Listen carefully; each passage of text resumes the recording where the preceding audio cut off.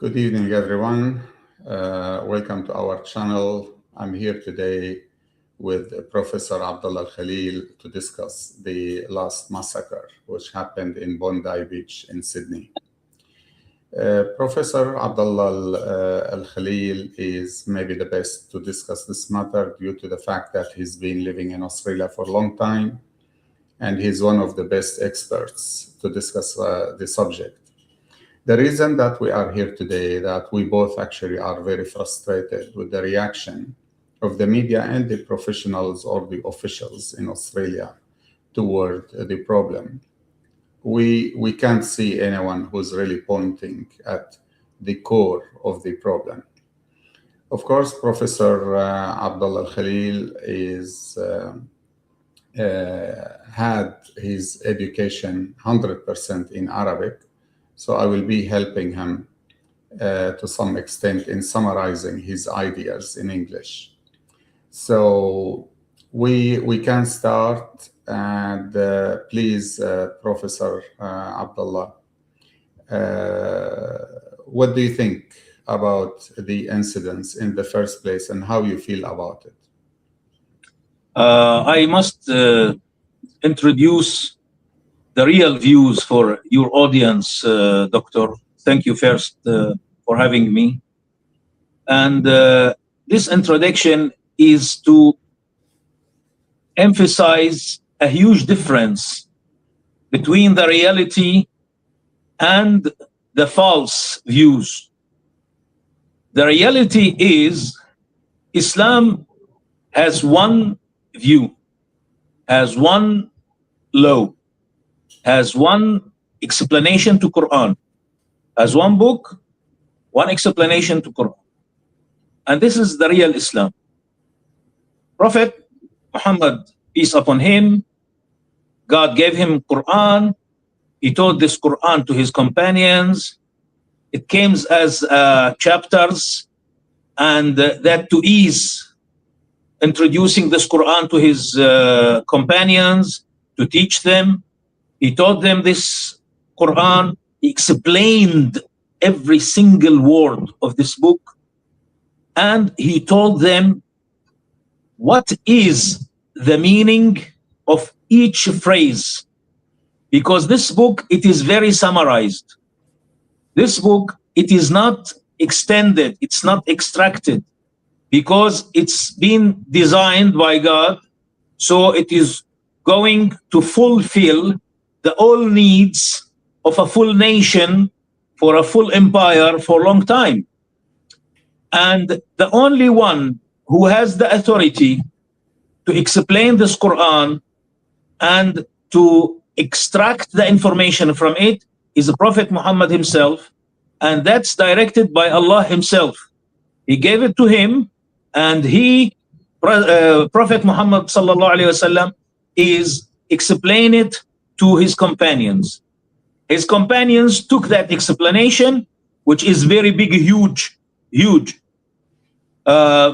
Prophet stay as on earth as 24 years as a prophet, and each word, each action, each agreement, each silencing, if he saw something and he did not deny it, all of it are law. 24 years. 8,000 days, if he issued every day 40, 50 law like this, he left a legacy of 1 million law. And this 1 million law, as you see, Doctor, it is impossible to transfer it laterally. They took it by meanings from him, and they gave it back to their students, to the next generations, by meaning. That's for the first century and the beginning of the second century. So what you're trying to say that in reality, there should be only one single authenticated version of Islam, which was transferred by the Prophet Muhammad to his companions, and those who actually explained it to their students in a very concise way. because otherwise, if they left it for people just to understand it as they want, we would be in big trouble. So what happened next? What happened after 200 years or 300 years of after the death of Prophet Muhammad? After the death of Prophet Muhammad, peace upon him, his companions keep spreading, teaching, expanding this knowledge to the next generations. And there was in every science, in every activity, there are a people, they are genius, a people, they are experts, a people, they are more intelligent than the others. So they become the teachers of the professors of this law in Islamic history. These people, they have a lot of students from the next generation. The next generation, there are also genius people. They lead this movement. And then at the end of the first century, they start to document this information. They wrote it down on not papers. There was no papers. It is leather sheets that shoulders boards of the shoulders of camels, huge bone, and writing and documenting this laws. It was very expensive, so they need a subsidies from the government. And the government gave them subsidies, not for everyone, only for that genius people. There was in every city one of them. In every Islamic city, there was one of them. But they were not all successful. There was only 4. They were successful very much. So they finalized their copies, their documentation. One is Imam Abu Hanifa, one is Imam Malik. He is based in Medina, the city of Prophet. Abu Hanifa, he based in southern Iraq.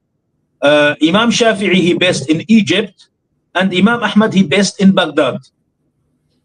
These 4 copies, each copy contains 1 million something law. And it is 95% match to each other. Completely, it looks like each other.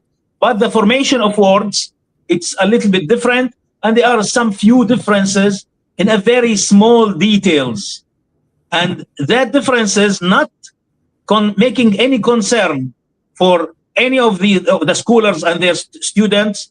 And it was very acceptable, very legalized, no problem with it. And it was something natural, because the human beings are not perfect. And this transferring, it is not perfect 100%, but it is perfect for 95 something percent or more.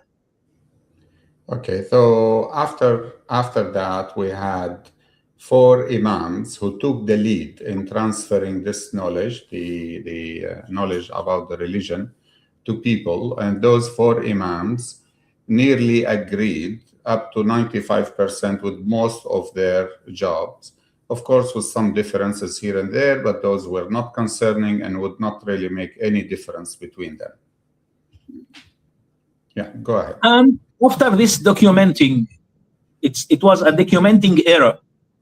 It was about 60, 70 years of documenting this law. This law, it's containing 2 laws. First is the law of how to pray, how to deal with the others, how to trade, how to get married, your activities, since you wake up until you sleep, the birth, before the birth even, until after the death. And this law, it's been documented very well by them, very specific, very classified, and it was, authenticated by the state. Mm-hmm. Each Islamic state were taking one of these copies as the law of the state. For example, the eastern side of Islamic world, they took all of them, the copy of Abu Hanifa. The western side, they took the copy of Malik. The central side, it is Egypt and Yemen and some of part of Syria and the Holy Land, they took Shafi'i. Some parts of central of Arabic Peninsula, they took Ahmad bin Hanbal is copy, and it is actually the smallest one. Ahmad bin Hanbal's copy, it is the smallest one. And the second copy is the copy of ideology. And this copy of ideology, it is been, you know, in every, it was not in one certain book, it was spreaded all around the books of these imams. There are two imams came after that. They took that ideology law and they wrote it in special books. And these imams are two. It's authenticated copies. One is Imam Abu al-Hasan al-Ash'ari, one is Imam Abu Mansur al-Maturidi. And after them, this door is being closed. The documentation is over. No inventing any law, no producing any law, and that's it. So you're talking about at the end of the third century. Okay, so at the end of the 2nd century, after the death of Prophet Muhammad, the transferring continues through two imams, the Maturidi and al-Ash'ari, and those were the end. Yes, those were the end of the story. So it should have been stopped at that point, and no one should actually be adding anything after those two imams. Unfortunately, things did not go that way. So can you continue for us where the problem started? Things actually stopped after the death of Abu Mansur al-Maturidi. Stopped completely. Okay. And that stay until this moment. No one is authorized to issue any kind of law. If you want to go and to study the Islamic law and to teach this Islamic law, you have to follow one of these copies. A copy in practicing, which is Abu Hanifa or Malik or Shafi'i or Ahmad, you take one. And for ideology, we take one. Maturidi or Ash'ari. That's it. You cannot go and say, I'm going to make my own copy for ideology or making my own copy of law. It's been closed completely until this moment. How did we end having those groups like Wahhabism and Muslim Brotherhoods?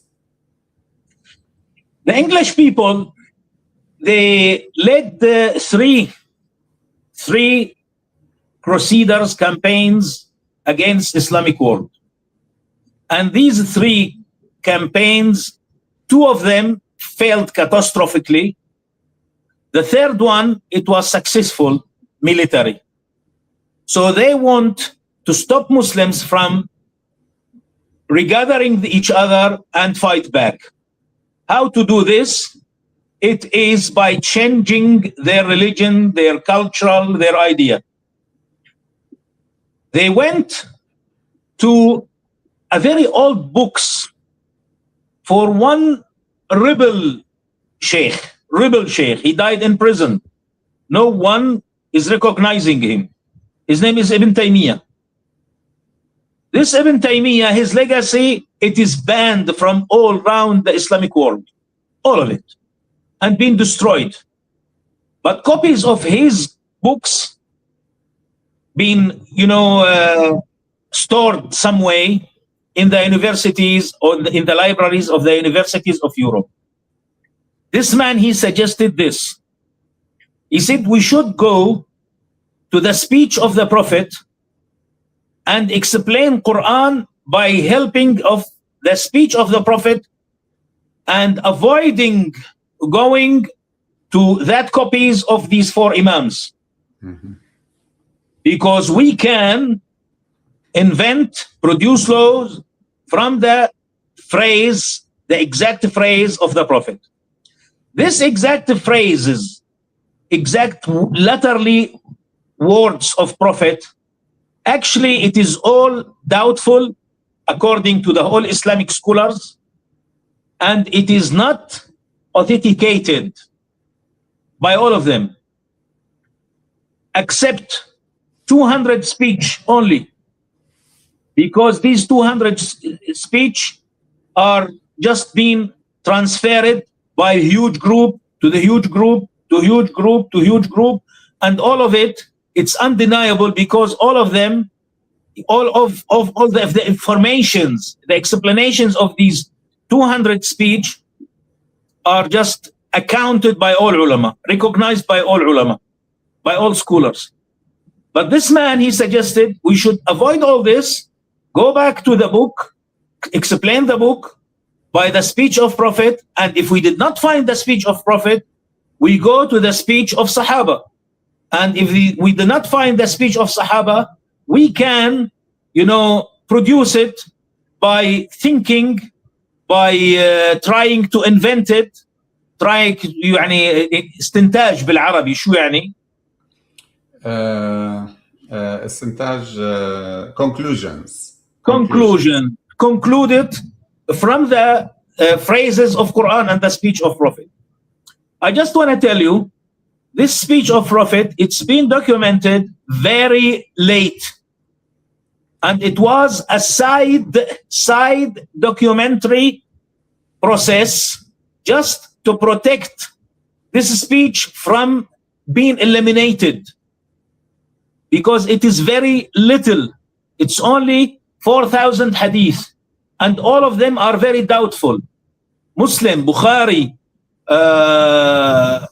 Ibn Majah, Tirmizi, all of them, they said, even him, the writer of these books, the documenter, he did not say that the Prophet said this. He said, I've heard from my sheikh, and it's upon him. Allah will ask him if he's telling the truth or not. And he took it from his sheikh, from that Sahabi, because it's a very huge sin to say that the Prophet said something and you did not say it, exact phrases comes from his mouth.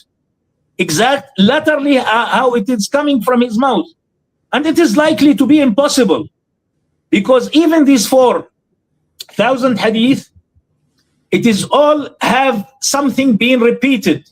One Sahabi tell the hadith by his own, by his words. He's tried to bring the words of the Prophet.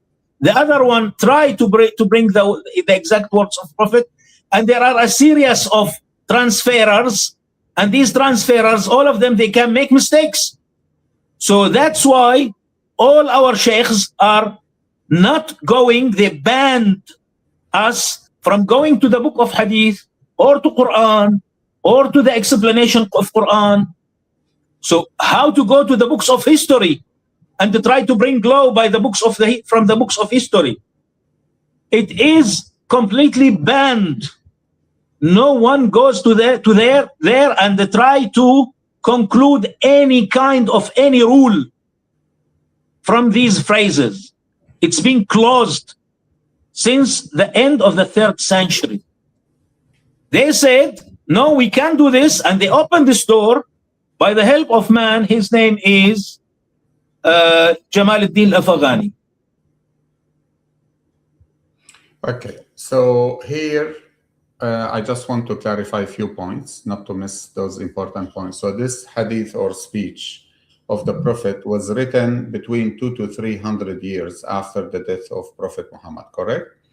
Correct. Ibn Taymiyyah lived something between 600 to 700 years after the death of Prophet Muhammad, approximately.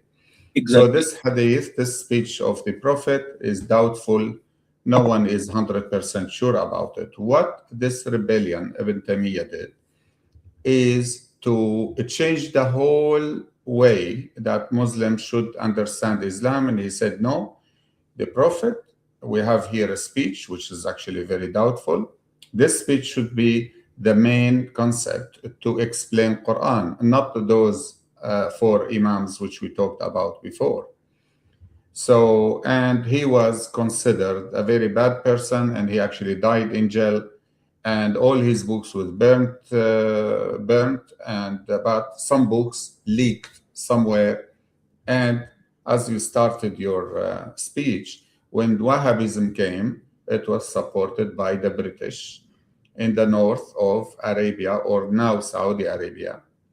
And then there was an alliance between Muhammad ibn Abdul Wahhab, the one who created Wahhabism, and Al Saud, which are actually now the leaders or the kings of Saudi Arabia. So here where the problem started, and that you blame the British government because they supported this movement, which I think is something like now maybe 270, 280 years, something like that, maybe ago. I don't remember the dates very well, but that was around the end of the 18th century, correct? The beginning of the 19th century. Okay, the beginning of the 19th century. Okay, so let's start from Jamal Din al-Afghani. What has Jamal Din al-Afghani did? Jamal Din al-Afghani is Shi'i. He's not Sunni. But he is a big scholar of Masonic. And he introduced himself as Islamic scholar. And he went to Egypt. He got authority from the British to start something, they call it the reforming of Islam, the reforming operation of Islam.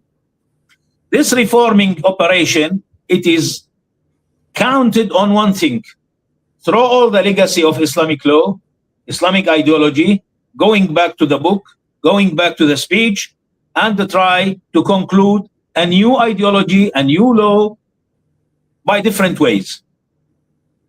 This man, he has many students. One of them is I forgot his name. He was Sheikh al-Azhar. And the other one, his name is the owner of Al-Manar. The owner of Al-Manar. Anyway, their student is Hassan al-Banna and Nawab Safawi. Hassan al-Banna and Nawab Safawi, these two, they said officially, we are going to make a political movement adopting the idea of throwing the whole legacy of fiqh, the whole legacy of law, the whole legacy of aqidah, conclude a new one. And Hassan al-Banna made, believe it or not, doctor, within 4 years under the British authority, and he was 24 years only. Some said he was 22 years only, and he's not Islamic scholar. He's not sheikh. He is nothing. He's just a journalist. And he made organization of 500,000 of members in all round Egypt. All they have one target: getting rid of the British. And he found them, I don't know where from. Maybe he was trafficking hashish or something, you know? He was in Saudi Arabia before he started, actually. He got the same funding. The initial funding was from Saudi Arabia. From the British. Saudi Arabia means the British. They were, according to you, they were working together, and that was not a secret. Yeah. So they both, and Nawab Safawi said, we are going to copy the effort of Hassan al-Banna and take it to the Shia community, because Shia community said, if there are no imam is getting inspiration from God living on earth, we cannot practice the law, we cannot practice the Islamic law. Only by the authority of this imam we can practice it. Nawab Safawi said, this imam, he visited him and he told him that the scholars of Shia, they can practice the Islamic law, the copy of Islamic law, they have it. And actually it is not a copy of Islamic law, it's a copy of rebels law. Anyway, and he invented wilayat al-faqih. Wilayat al-faqih. And he invented Fidaiyan Islam. So Ikhwan Muslimin in Egypt, Fidaiyan Islam in Iran. And Muhammad Abdo and Rashid Ruda, I just forgot their names, they are major players in this game. They were supporting the idea of Muhammad ibn Abdul Wahhab, and especially Rashid Ruda. He invented something they call it as-Salafiyya. It is a matched copy between Muslim Brothers and Muhammad bin Abdul Wahhab, adopting the ideas of them and making a new copy. They call it as-Salafiyya. All these copies supported by the British, funded by the British, and the proxy who is organizing them and helping them and funding them, the states of Gulf area. Okay. So Jamaluddin al-Afghani, who was Shia, came up with the new ideas of the whole explanation how to understand Islam. So we ended having Wilayat al-Faqih in Iran. Wilayat al-Faqih means that there is al-Faqih who represents the last Imam of Shia, who's now Ayatollah Khamenei, practically, and before was al-Khomeini. And in Egypt, that was in Iran. And in Egypt, they started the Muslim Brotherhood by Hassan al-Banna, who was just a journalist.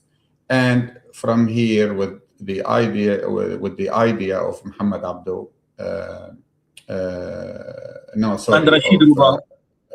Muhammad Abdo, and Rashid Ruda. And Rashid Ruda. So they came up with the al-Salafi, ideas, which means that they follow the original Muslims from the time of Muhammad, the Prophet. So that's what meaning of the al-Salafi. So those Salafis actually is a sort of a mixture or new version of Wahhabism and Muslim Brotherhood's idea or ideology. And here where it started. So here where we started having a new version of Islam, separated in, let's say, 3 branches: Wahhabism in Saudi Arabia, Muslim Brotherhoods in Egypt, and Wilayat al-Faqih in Iran. So what is next? What's next? The next is the difference between us and them, between the original Islam and them. It's 2 points. First, the law of peace and war. That's the major differences which is concerning the Western countries. I'm not talking about how to pray, the family law. They just corrupted all of these things. But these 2 points are the most important one.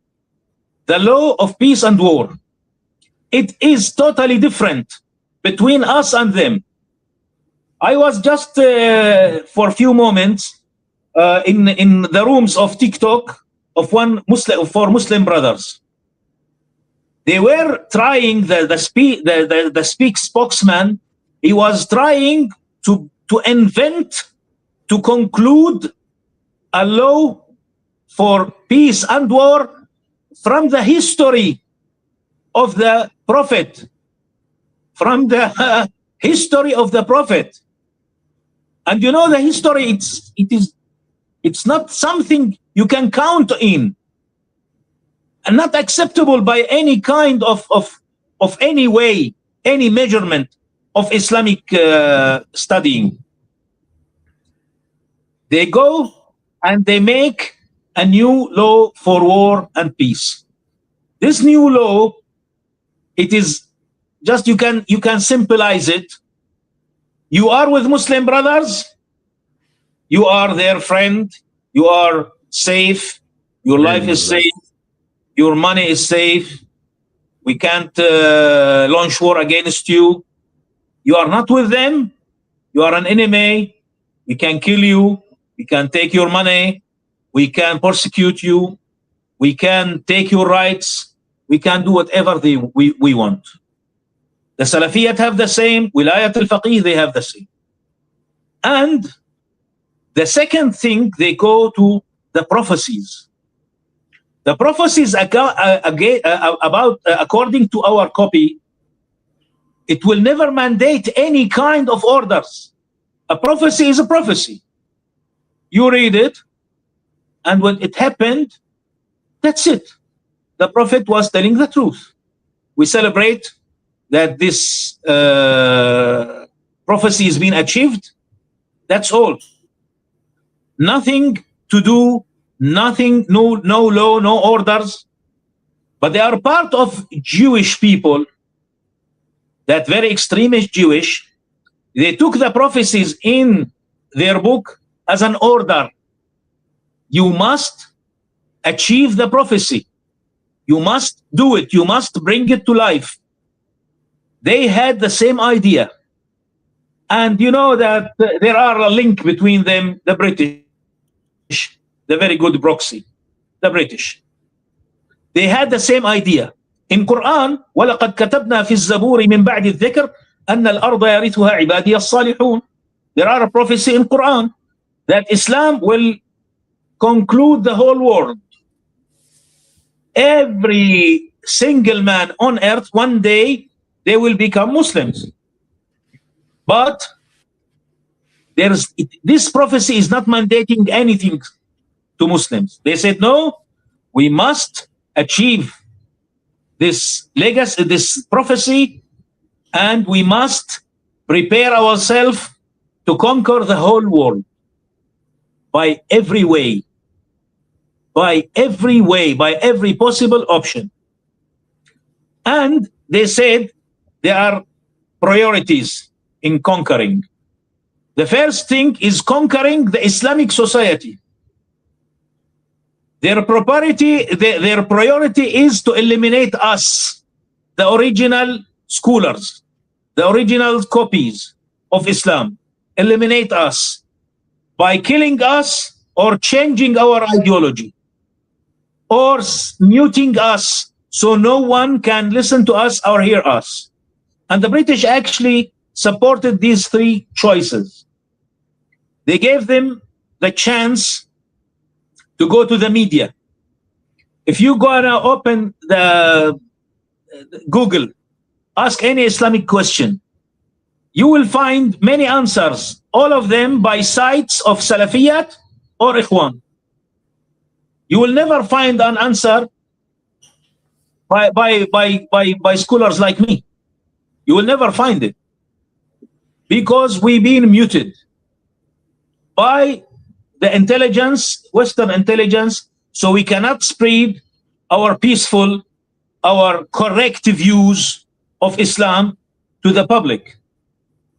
So and these two major differences are making their policy in every single society they live in. Yeah. So to summarize that, now we have those three new lines, Wilayat al-Faqih, Wahhabism, and the Muslim Brotherhood. They considered whoever is not in their side is an enemy. Whoever is in their side is the real Muslims, full stop. The second thing is that when it comes to prophecies, like as you said in that verse of Quran, that Islam will dominate at the end of the world, but this means when Jesus comes back and Prophet Muhammad comes back at the end of the life. When the Prophet Muhammad will come back, Jesus will come back. Jesus will come back, and everyone will become Muslims, which is actually the same actually in Judaism and Christianity, by the way. They believe the same way.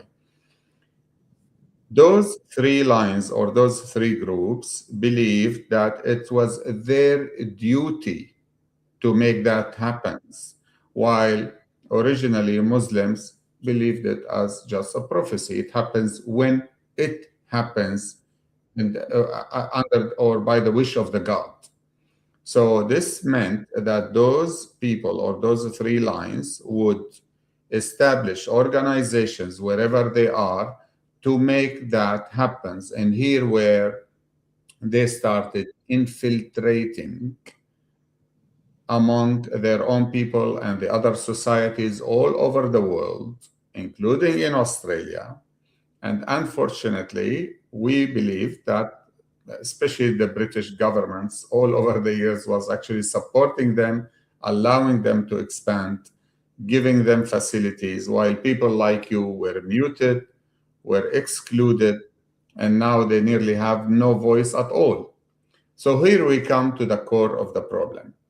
My understanding that we have now in Australia groups of those maybe three parties, Wilayat al-Faqih in Iran, and the Wahhabism in Saudi Arabia, and the Muslim Brotherhoods in Egypt. Those are working on ground in Australia to recruit terrorists and to brainwash all the youth brains, in Australia, and to make them like soldiers for them, intoxicating their minds with anti-Semitism and the hate of others, hate of the local culture, hate of democracy.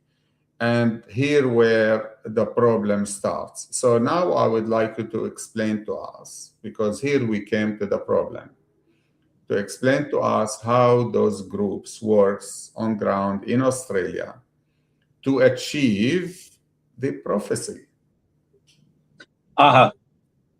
It is the Saudi Arabia funding, the Iranian funding, and the recognition of the government. They had established associations. These associations dominating every single Islamic facility in this country. The Shiite facilities are dominated by Wilayat al-Faqih. The Sunnis the facilities are dominated by Muslim Brothers and Salafiyat. And these facilities not even teaching the people how to pray, how to live in your life. We have a lot of law, Islamic law, a lot of activities. We should learn it, practice it. Nothing of that. They only just teaching on Al-Jum'ah praying, their private lessons, their meetings, their social activities, that ideas of Salafiyat, that ideas of Muslim Brothers, and how to achieve the goal of bringing every Muslim to follow these groups. Every single Muslim to follow these groups. And to spread hate to us first. We are their first enemies, according to them. And to teach the ordinary Muslim that we are a people of myth, a people of lies, a people of crazy magic ideas. And they try to condemn us anyway, by every way they can do, to make us muted. Everyone look at us as an enemy, or this is a corrupted person, this is not good Muslim, he is bad Muslim, or he is not even Muslim. And they are spreading these ideas day and night, all around the time. And to achieve their goal, they ask everyone to make charities. And this is the most dangerous thing. They collect the charities from the people. They said to them, we are going to spread the word of Allah. Give us charity. They built more mosques.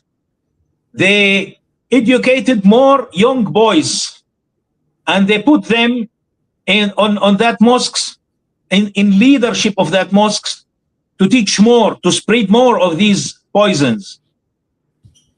And they are a big, huge part of these charities are going directly. And I'm alleging that it is directly goes to support Hezbollah in Lebanon and the Islamic Revolutionary Guard in Saudi Arabia. In Iran. And they are Hezbollah in Saudi Arabia being funded by these charities. These charities actually making a huge empire of big cartel. It's dominating our streets, occupying our schools, occupying and dominating our youth, spreading every single kind of illegal activities, because they believe and they teach their followers that this country and the whole Western country are the war zone. And in the war zone, it is allowed to you to do everything. You can steal, you can lie, you can sell drugs, you can break the law any way you want, and we will protect you. Actually, they have a huge big, as I mentioned to you, a huge big groups of lawyers, and they have lobbies inside the security organizations in this country, the security institutions, the what they call it, even in the parliament. They have in Europe, in America, in Canada, and in here. They have their own lobbies who are supporting them and protecting them. These people, their business is to fertilize the Islamic community in this country. So Ayatollah Khamenei, the top leader of all these groups, this is the fact, Khamenei is the top leader of all these groups. When he wanted to launch any huge attack in any Western country, these facilities, they can pick up 1, 2, 3 people like Naveed, equipping them, training them, and send them to express the hate of Khamenei to everyone, making massacres in Bondi, or making massacres in anywhere, or doing that, blowing up somewhere, and that is their main business. Okay, so I'll try to summarize. It's a bit complex. Please correct me or stop me if I'm saying anything wrong. So here we have associations in Australia. Those associations are funded by 3 main sources: Iran, by Wilayat al-Faqih, the Muslim Brotherhood represented by Qatar, so the main money actually comes from Qatar, and the long-term investment of the Muslim Brotherhoods all over the world. Actually, it is expected to be something like $400 billion, their assets all over the world. And the third one is, of course, the Saudi money, which is, that's the Wahhabist money, which is either governmental or personal. Now, those organizations or associations are funded in a way that they build mosques and mosque and mosque and mosque, and just to justify bringing money, like money laundering. And they intoxicate the brain of the youth, and they bring those young people to be leaders, to teach others how to become terrorists. And those youth, instead of playing sports or having clubs or things, they just make those groups to learn how to become terrorists. And especially you believe that actually the head of the snake is in Iran, according to what you believe. And people like Naveed, who committed the Bondi Beach massacre with his son, those were always ready. You know, they are educated, they are recruited, they just need the green light to go. And here I have a question that just to judge on how, you know, officials here, you know, in Australia think. They were surprised that Naveed and his son spent some time in the Philippines before they committed their crimes. And they said to the media that there was no connections, they didn't have any training, blah, blah, blah. While what they don't understand, that actually they went to Philippines to have fun before they die. So they went there to enjoy women and drugs and drinks and enjoy life. That's the last enjoyment. And then they came back to Australia to commit their crime. So my understanding that with the funding of those three groups and the control, the full control on those associations on mosques, and people like you are persecuted, are bullied, are attacked, are told names, even they made you even non-Muslims.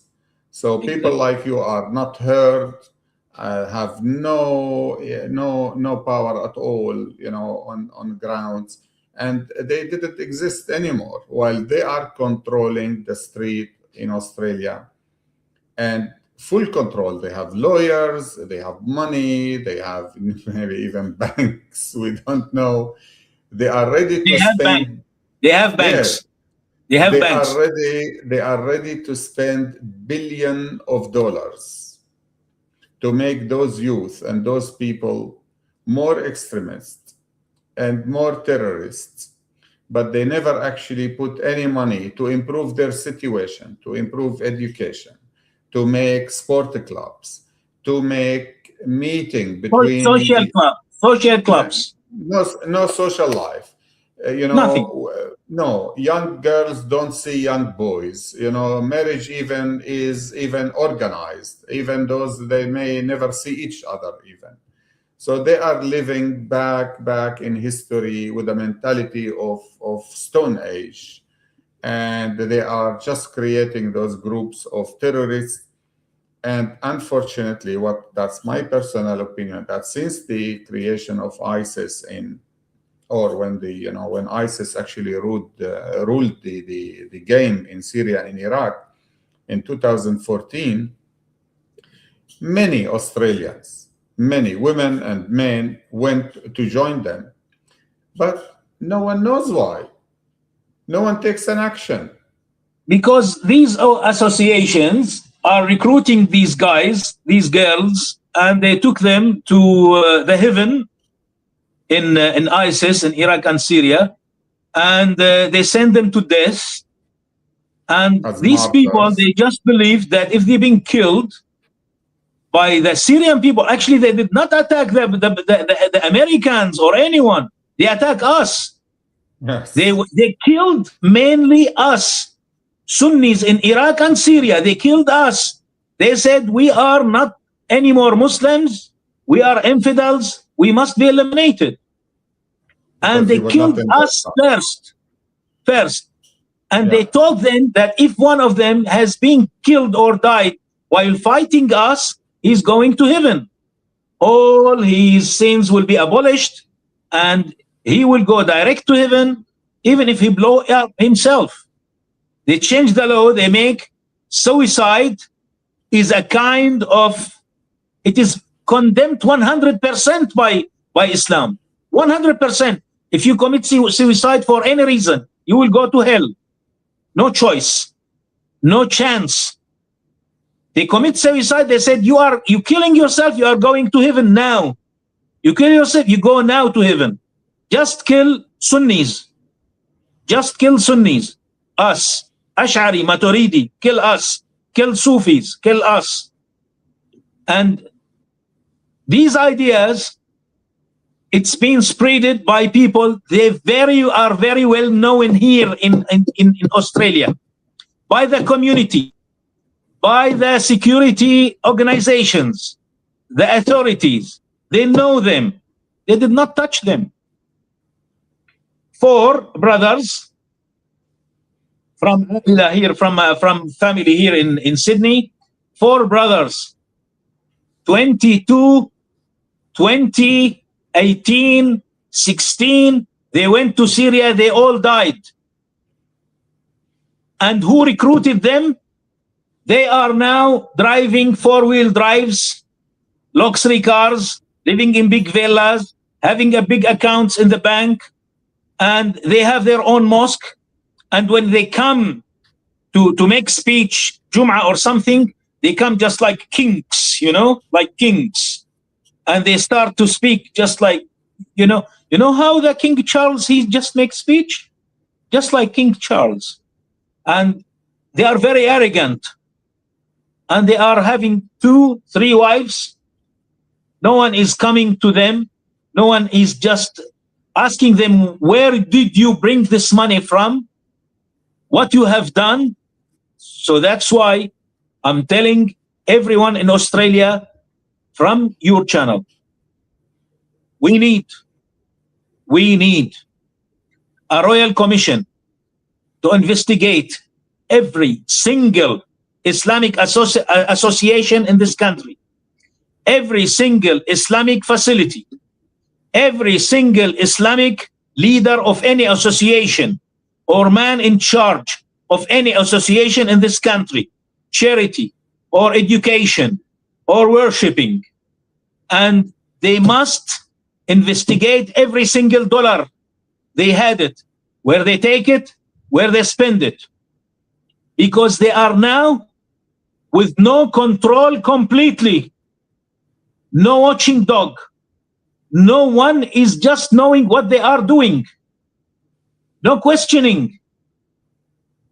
And the decision by the government surprised me when they said, we don't need a royal commission. The first priority in Australia to make a royal commission on these facilities to cut off every single dollar to these corrupted cartels who are spreading instability, terror, hate, corruption in every single place where Muslims are existing in Australia. Yes, I was surprised, like you, actually, when the Prime Minister, Mr. Anthony Albanese, said, no, we will just do unofficial investigations or inquiry. I was shocked, actually, because such inquiry does not have the power to go that deep, and actually has no power, because it's just like any police investigations. You need an order for every move. You need a warrant for every move you need to do. A royal commission is having the power from the parliament, independent, has full power on every single corner of this problem, and would investigate every single piece of paper, every single dollar, how it comes and how it goes. All those leaders who are ruling the games in Australia, recruiting those youth to go to die and kill people while they are, as we said, driving, luxury cars and, Mercedes and BMW, and they believe they are acting like kings. No one even asks them what to do. What are you doing? So we need really this to be changed for the sake of this country and for the sake of our people, because at the end of the day, we all are paying the price. Not only the Jewish community, community. We are the main loser of these violence, terrorist activities. We are the main losers. We've been hated by every Australian. They look at us, all of us, as a non-condemned criminals, a project of killers. And in fact, if you want to secure the security of this country, so the event of Bondi never happened again, this is the only way. A royal commission for every single Islamic association in this country. Full power. Every single, full power investigation. Yes. Every single, and give a confidential option for everyone want to testify in front of this royal commission. Yeah, of course. Give them full protection. Give them full protection. Because they are going to bring the roots of a huge network of criminal cartels. And corruption. On all levels.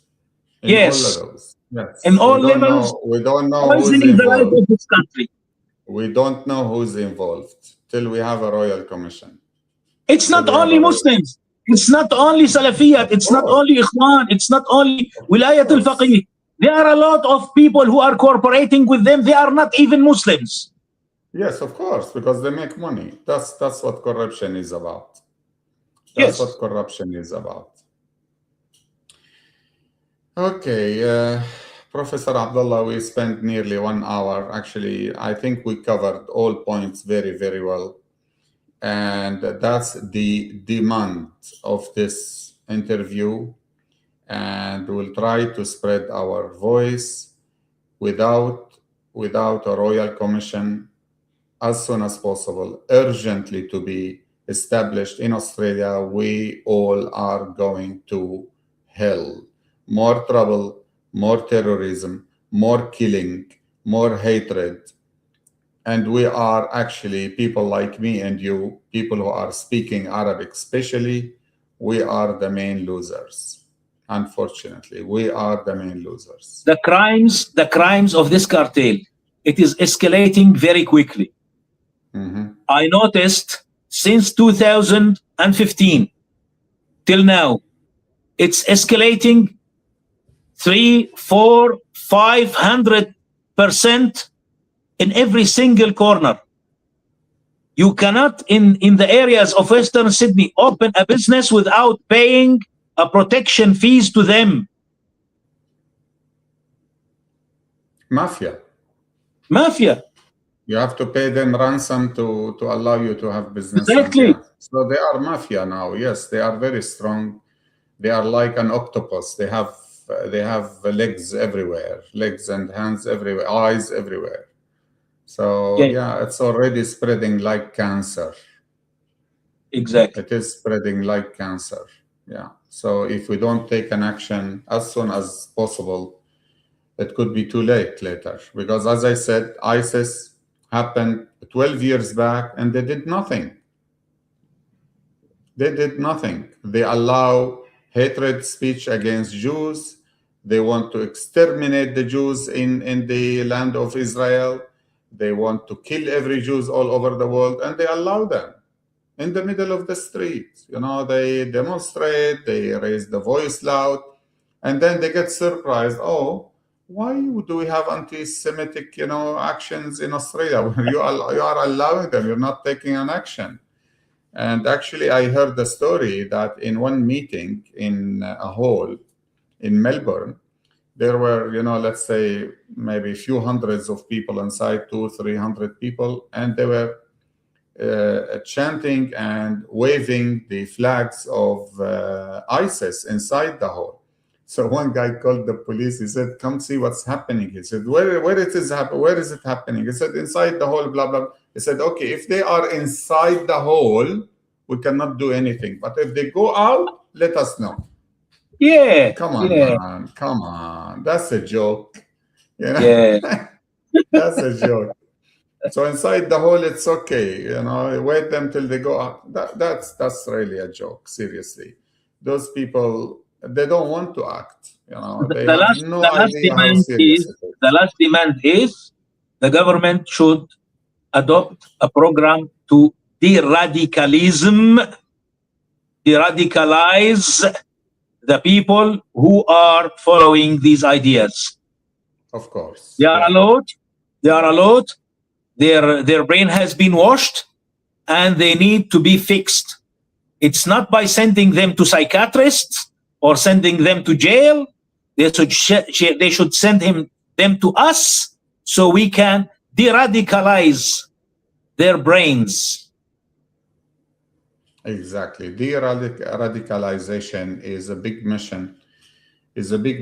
And that must be implemented also as soon as possible. But again, without royal commission to enforce those actions, we will end in nowhere. The problem will just get bigger and bigger and bigger. And unfortunately, this government is not having a clue what to do, and they just don't see it. It's just unbelievable. And that's what has led us to this point. And I'm afraid that we are crossing the turning point where it cannot be fixed after. Exactly. I'm very worried about that because maybe we are I'm crossing sorry for the this point. country. I'm really sorry for this country. Yeah, it's a beautiful. It was a beautiful actually dream. it's the best country all over the planet today. Australia is Yeah. maybe it's a dream for anyone to come to Australia. They are destroying it. I think it was a beautiful dream. Very sad, isn't it? Yeah. Very sad. Anyhow, I think we covered all points. Unless you have something to add, anything Nothing. to add, I Greetings think to you and you your did very well. audience. You did very well. You did very well, Professor Alkhaleel. Thank you very much. Thank you very much for your time, and hopefully we can do something from this conversation, and we might meet again. You never know. We might meet again if anything happens. If really a royal commission is established at the end, hopefully. Thank you, Professor Abdullah, and have a good night. It's late time for you. It's already 10 o'clock in Sydney, so 10 p.m. Thank you very much, and have a good night. We'll talk later. Thank you. Thank you, everyone. Thank you. Bye-bye. Bye-bye.